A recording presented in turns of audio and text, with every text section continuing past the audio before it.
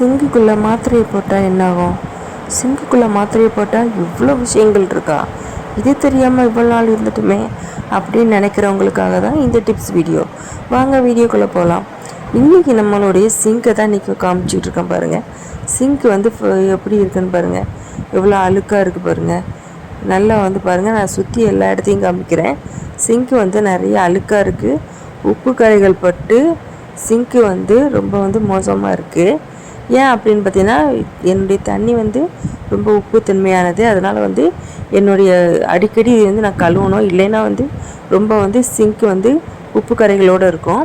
இப்போ இதெல்லாம் போக்குறதுக்காக நான் எடுத்துருக்கிற பொருள் என்னன்னு பார்த்தீங்கன்னா, நம்மக்கிட்ட எக்ஸ்பிரியான டேப்லெட் இருக்குது அப்படின்னா அதை நீங்கள் எடுத்து வச்சுக்கோங்க. எக்ஸ்பிரியான டேப்லெட் தானே, இது என்னத்துக்கு ஆகும் அப்படின்னு நினைக்காதீங்க. அதை வச்சு க்ளீனிங் டிப்ஸ்க்கு நிறைய யூஸ் பண்ணலாம். இப்போ பாருங்கள், உங்கள் சிங்க்குக்கு அளவுக்கு ஏற்றாப்புல நீங்கள் வந்து டேப்லெட் எடுத்து வச்சுக்கோங்க.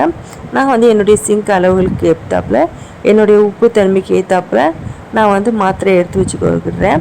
மாத்திரையை வந்து நல்லா நுணுக்கி வந்து எடுத்து வச்சுக்கோங்க. இப்போ பாருங்கள், நான் எடுத்து வச்சுட்டேன். இதிலேருந்து நீங்கள் என்ன டேப்லெட்னாலும் யூஸ் பண்ணலாம். உங்கள்கிட்ட வேணால் எக்ஸ்பிரி ஆயிடுச்சு அப்படிங்கிற டேப்லெட்டை யூஸ் பண்ணிக்கலாம். அதோடு இப்போ நான் என்ன எடுத்துருக்கேன்னு பார்த்தீங்கன்னா, நான் வந்து 2 ரூபா வந்து காபி தூள் வந்து எடுத்திருக்கேன். காபி தூளில் வந்து அவ்வளோ ஒரு துர்நாற்றத்தை போக்குற தன்மை வந்து இந்த காபி தூளுக்கு இருக்குது. உங்கள் வீட்டில் பூச்சி எடுத்துட்டீங்க, ரொம்ப ஸ்மெல் எடுக்குது அப்படின்னு நினச்சிங்க அப்படின்னா, சன்ரைஸை வந்து கொஞ்சமாக வந்து சிங்கில் தெளித்து விட்டிங்க அப்படின்னா அப்படி ஸ்மெல் எல்லாத்தையுமே எடுத்துரும். அதுக்கப்புறம் நான் என்ன எடுத்துருக்கேன்னு பார்த்தீங்கன்னா லெமன் சோடா எடுத்திருக்கேன். இது வந்து எல்லா கடைகளிலுமே கிடைக்கும்.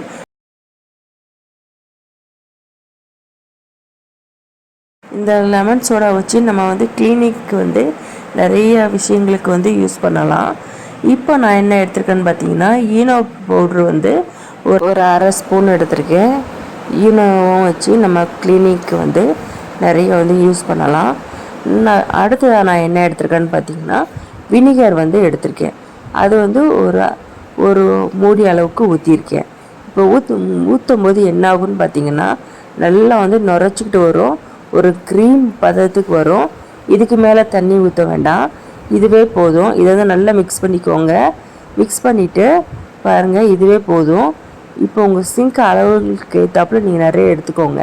இப்போ என்னுடைய சிங்க் அளவுக்கு ஏற்றாப்புல நான் எடுத்திருக்கேன். பாருங்கள் எப்படி வந்திருக்குன்னு பாருங்கள். இப்போ வந்து இதை வச்சு ஸ்க்ரப்பரை வச்சு உங்களுடைய சிங்க்கு எல்லாத்துலேயும் தடவி விடுங்க. உப்பு கரைகள் இருக்கிற இடத்துல, அழுக்கு இருக்கிற இடத்துல, எல்லா இடத்துலையும் தடவும் போது என்ன ஆகுன்னு பார்த்தீங்கன்னா, நல்லா வந்து உப்பு கரைகள் அழுக்கு எல்லாமே வந்து ரிமூவ் ஆயிரும்.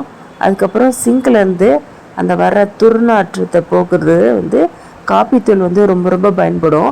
காப்பித்தூள் வந்து நீங்கள் வந்து சாதாரணமாக நைட்டு தூங்கும்போது லைட்டாக தூங்கி விட்டாவே போதும். அந்த கெட்ட நாற்றம், அந்த சிங்க்லேருந்து வரக்கூடிய அந்த பூச்சி, இது எல்லாமே இருக்காது. அப்படி சிங்கே வந்து நல்லா வாசமாக இருக்கும். எந்த ஒரு கவுச்சி அசைவம் எடுத்துட்டிங்க அப்படின்னா அந்த அசைவத்தில் உள்ள கவுச்சி ஸ்மெல் எதுவுமே வந்து உங்கள் சிங்க்லேருந்து பரவக்கூடாது அப்படின்னு நினச்சிங்க அப்படின்னா இந்த சொல்யூஷன் வச்சு க்ளீன் பண்ணுங்கள். அப்படி இல்லை அப்படின்னா நைட்டு தூங்கும்போது கொஞ்சோண்டு வந்து காப்பி தூள் போட்டுட்டு நீங்கள் வந்து போயிட்டீங்க அப்படின்னா எந்த ஒரு துர்நாற்றமும் இருக்காது, நல்லா வாசமாக இருக்கும். இப்போ பாருங்கள், அழுக்கு இருக்கிற இடத்துல எல்லா இடத்துலையும் வந்து நல்லாவே வந்து நான் தேய்ச்சி விட்றேன். இந்த சொல்யூஷனை வச்சு நம்ம ரெகுலராகவே வந்து நம்ம சிங்கை க்ளீன் பண்ணோம் அப்படின்னா நம்ம சிங்க்கு வந்து அழுக்கும் சேரவும் சேராது, அந்த உப்பு கரைகள் எதுவுமே வந்து இருக்காது. ரொம்ப அதிகமான உப்பு கரையாக இருக்குது அப்படின்னு நினச்சிங்க அப்படின்னா நீங்கள் வாரத்தில் 2 நாளாவது இந்த சொல்யூஷனை ரெடி பண்ணி நீங்கள் தேய்ச்சிக்கிட்டே இருந்தால் தான் உங்களுடைய உப்பு கரைகள் வந்து சுத்தமாக போயிடும். சிங்க்கும் பார்க்கறதுக்கு வந்து நீட்டாக இருக்கும். நான் வந்து ஃபஸ்ட்டு உங்கள்கிட்ட காமிச்சேன் பார்த்தீங்களா, என்னுடைய சிங்க் எவ்வளோ அழுக்காக இருந்ததுன்னு. 2வது உங்கள்கிட்ட காமிக்கிறேன். இப்போ வந்து இந்த சொல்யூஷன் எல்லாத்துலேயும் அப்ளை பண்ணிவிட்டு நான் வந்து ஒரு 15 நிமிஷம் வந்து அப்படியே ஊற வைக்கிறேன். இப்போ வந்து சிங்க் வந்து நல்ல ஈரமே இல்லாமல் நீங்கள் அப்படியே இந்த நம்ம ரெடி பண்ணி வச்சு அந்த க்ரீமை கூட நீங்கள் வந்து தடவி வைக்கலாம். இல்லை கொஞ்சம் ஈரமாக தான் இருக்குனாலும் ஒன்றும் ப்ராப்ளம் இல்லை.